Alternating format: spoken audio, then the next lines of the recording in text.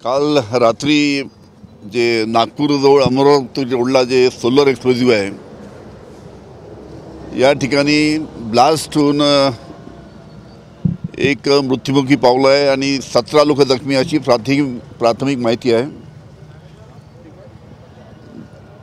जे जखमी आहे त्यांना जे रविनगरमध्ये दंदे हॉस्पिटल आहे त्यांना आम्ही रात्री ॲम्ब्युलन्स माझी स्वतः पाठवली, त्यांना आमच्या ॲम्ब्युलन्समध्ये टाकून दंदे हॉस्पिटलमध्ये त्यांना भरती केलेलं आहे। तिथे 4 लोक ICUमध्ये आहे आणि बाकी लोक काही लोकांचे फ्रॅक्चरवर झाले आहे। तिथे काही लोकांचा डिस्चार्जसुद्धा झालेला आहे, पण अतिशय दुर्दैवी घटना आहे। वारंवार अशा घटना या एक्सप्लोजिव्ह फॅक्टरीमध्ये होत असतात। काही दिवसापूर्वी ते चामुंडी एक्सप्लोजिव्ह आहे, तिथेसुद्धा 9 लोक मृत्युमुखी पावले होते। या ठिकाणी सुद्धा मधल्या काळामध्ये मागच्या डिसेंबरमध्ये अशीच दुर्घटना झाली होती, त्याच्यामध्ये सुद्धा सोलारमध्ये तिथे 9 लोक मृत्यू पावले होते, अनेक जखमी झाले होते। त्याच्यामुळे वारंवार या ज्या घटना एक्सप्लोजिव्ह फॅक्टरीमध्ये ज्या घटना आहेत त्याच्यामुळे एक भीतीचं वातावरण या संपूर्ण भागामध्ये। ठीक आहे, नोकरीसाठी जे लोकांना जावं लागतं, तरी पण ज्या पद्धतीनं सेफ्टी नॉर्म्स पाळायला पाहिजे त्या पद्धतीनं सेफ्टी नॉर्म्स राज्य शासनाने सुद्धा लक्ष द्यायला पाहिजे की प्रत्येक एक्सक्लुझिव्ह फॅक्टरीमध्ये सेफ्टी नॉर्म्स व्यवस्थित पाळले पाहिजे, जेणेकरून अशा दुर्घटना आपल्याला टाळता येईल।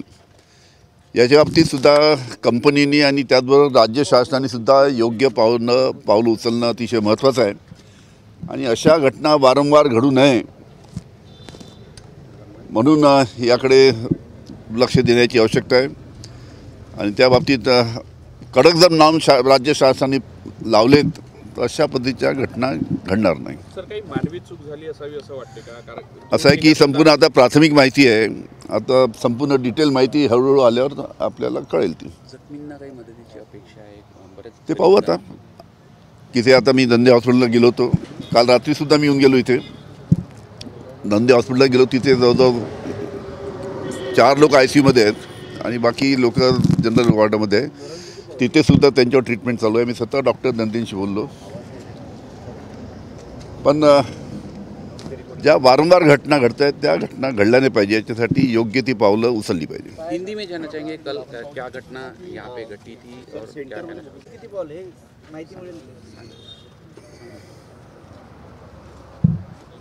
सर? कल रात में यहाँ पे एक घटना घटी थी, क्या हुआ था?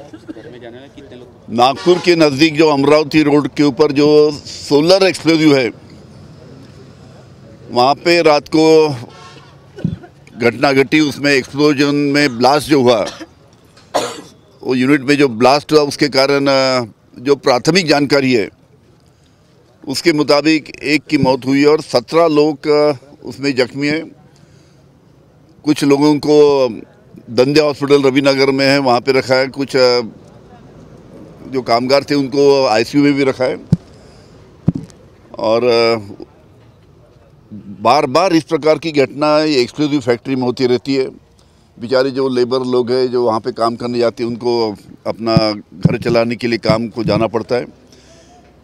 फिर भी जो भी सेफ्टी नॉर्म्स है, सेफ्टी नॉर्म्स का एहतियात बराबर होना चाहिए, सेफ्टी नॉर्म्स का पालन बराबर करना चाहिए ताकि इस प्रकार की घटना हमेशा ना घटे। इसके लिए जो भी एक्सक्लूसिव फैक्ट्री है उसने भी कदम उठाना चाहिए और राज्य शासन ने भी सेफ्टी नॉर्म्स बड़ी अच्छी तरीके से उसको इम्प्लीमेंट करना चाहिए ताकि इस प्रकार की घटना ना घटे।